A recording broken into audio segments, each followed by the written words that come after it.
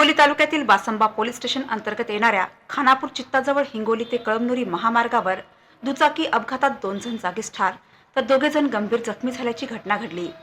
अपघातातील जखमींवर हिंगोली येथील रुग्णालयात प्राथमिक उपचार करून पुढील उपचारासाठी नांदेडला हलविण्यात आले असल्याची माहिती मिळाली आहे।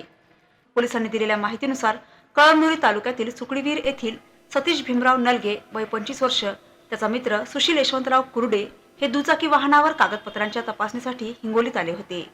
हिंगोलीतून कामे आटपून ते परत गावाकडे जाण्यासाठी निघाले असता त्यांचे दुचाकी वाहन हिंगोली ते कळमनुरी मार्गावर आले असताना एका वाहनाने त्यांच्या दुचाकीला जबर धडक दिली।